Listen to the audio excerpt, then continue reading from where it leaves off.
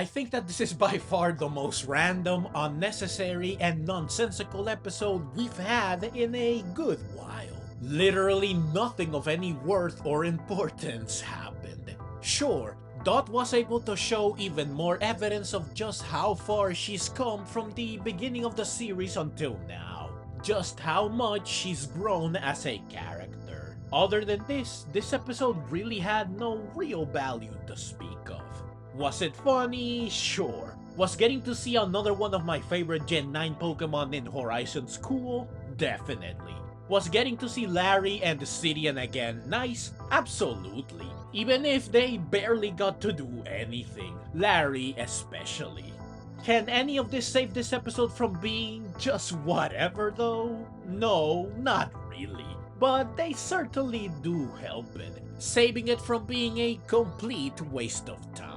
Now, is this to say that the episode was bad? Well, I wouldn't go that far, though I guess it depends on your definition of a bad episode. I just think it was very meh, which is obviously not something positive. So let's dive deeper into this episode to see why it was so unspectacular. But before we do, what exactly happened in this episode? Let's recap. In this episode, Liko and friends arrive at Medali for Dot's battle with Larry. As they wonder what to do first between eating and heading to the gym, Tink notices an old lady and an old man cleaning an iron griddle. She approaches them, obviously to turn it into a hammer. However, a Kingambit appears to scare her away. The old lady and the old man, Nandi and Mokichi respectively, apologize on its behalf, stating that while it means well, it's not exactly subtle, which it reinforces by smashing the door open when it was just trying to open it normally. The elderly pair invite Liko and friends to eat at their eatery to apologize for the fright Kingambit gave them. Their specialty is the anything meal, which as the name implies is made by tossing together anything they have on hand. Kingambit once again shows how brutish it can be by accidentally smashing a plate when serving. Liko and friends wonder about the bizarre dish before them, so Mokichi and Nandi explain that the Treasure Eatery, the most famous restaurant in town, has stolen all their customers. Hoping to get them back, they put together the ultimate dish that combines a bunch of delicious things. Trouble is that there is no harmony here, which keeps it from being anything remarkable. The udon noodles at the bottom are delicious though. Turns out Kingambit made them. Its glaive and immense strength make it well suited to making them. Soon, Mokichi aims to make more anything meals using the griddle he and Nandi were cleaning earlier, but it's gone. Dot immediately suspects Tink and sure enough, she's gone too. When Dot goes looking for her, she finds that, hilariously, it's too late. To make up for the property damage, Dot and friends decide to work part-time. Dot goes shopping for a new griddle with the help of Tink and her ability to seek out good quality iron, something that funnily almost backfires. Liko helps out by cleaning and organizing everything. She also serves as mediator between Mokichi and Nandi, who argue constantly. This job usually falls to Kingambit. Roy meanwhile tries to advertise the Anything Eatery alongside Kingambit, who predictably just intimidates everyone, even making a kid cry. Thankfully, Quaxley steps in to help, cheering up the kid by adorably mimicking him. Something that attracts a lot of attention, which Dot leverages to bring in a lot of customers. So things get busy, which leaves her exhausted, forcing her to take a break. Mokichi and Kingambit soon join her. He reveals that Kingambit is sad, something that is not immediately apparent at first glance. Its sadness stems from the fact that it's been left unable to help. Its jobs as mediator, advertiser, and the server have all been taken away. Mokichi doesn't want to see it like this, since Kingambit is who brought he and Nandi together and led to them opening the eatery. It has always been there to keep them going and happy. Soon some customers walk by while discussing what they ate, revealing that they were not impressed, a sentiment that is shared by every other customer.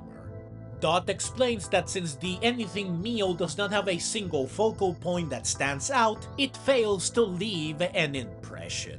Customers are left not knowing what they ate, so she proposes that they need a new specialty, one that does have a clear focus. She decides that they center it on the delicious udon noodles Kingambit can make. Mokichi is impressed by Dot's ability to quickly and effectively figure out what's wrong and how to fix it. She attributes this to her ability as a content creator. She constantly has to determine what viewers want and how to keep them coming back. Soon, Sidian appears. For whatever reason, he takes Kingambit, grabbling and Quaxley slipping into him accidentally as a challenge to a battle, which Dot readily accepts after telling Kingambit to ready the noodles. Garganacl begins with Salt Cure, which Quaxley avoids. He retaliates with Liquidation, but Garganacl blocks it with Iron Defense. It then follows up with another Salt Cure. This time Quaxley uses Low Kick to disperse it, leading to a rain of salt that attracts people. This happens again and again, making the crowd grow bigger and bigger, revealing why Dot accepted the battle. She wanted to advertise for the upcoming debut of the new specialty. Once enough people have gathered, Dot leads them inside where they get to experience the new dish, which she dubs Groveling Cleave Udon. It ends up being a resounding success, with many customers loving it and declaring that they will return for more. Even Sidian finds it delicious. Mokichi and Nandi are delighted not just because they were able to revive their establishment, but also because Kingambit is happy again, since it finally found a way to be helpful without also being a liability. The episode ends with Larry having snuck in to try the noodles too, leaving unceremoniously after stating that they were delicious and that simple really is the best. Dot is the only one that notices him and she steels herself knowing what's coming. So yeah, like I said up top, there really isn't much I can say about this episode. I cannot really hate it either because it wasn't bad. It's just that it was ultimately inconsequential and unnecessary. Again though, I will say in its favor that I like that Dot took charge in order to turn the unfavorable situation of the eatery around. Considering that at first she didn't even want to leave her room, it's impressive how far she's come. Now she is capable of leading and guiding others, of taking a position where the spotlight is directly on her. This was all unthinkable for her before.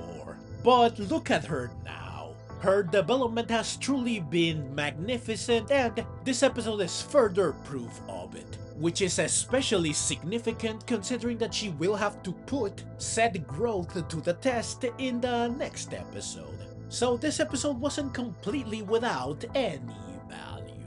I'm glad that Larry got to appear, but I think that he really needed to do a little more. While it's very much in character for him to come and go without attracting any attention, a meaningful interaction with Dot would have been a great way to add to everything I discussed before, while also making the lead up from this episode into the next even more powerful. A wasted opportunity really. Beyond this, all I can add is that Tink was hilarious and adorable as always, and I loved getting to see another one of my favorite Gen 9 Pokemon make its debut in Horizons. Kingambit was very funny throughout the episode, since it was unintentionally clumsy due to its massive power and brutish nature, which are characteristic of its species. I'm glad it got to find its purpose in the end, especially since making udon noodles is perfect for it. Not only because physically it's made for it, but also because thematically, given what it's based on, udon noodles are a great fit for it. Also, seeing it float around while sitting down looked so bizarre. I know it's accurate to the games, but in the anime it does look more strange. Additionally, I love that grappling, which is part of its Japanese name, played such a big role in its character. They clearly tailored its personality of always doing things it needed to apologize for to match its namesake. Finally, I'm glad that Sidian showed up randomly and that he got to battle Dot, even though of course the battle was not serious whatsoever. It could have been great practice and a primer for what's to come, but I guess they didn't have time for that. At least we got some action.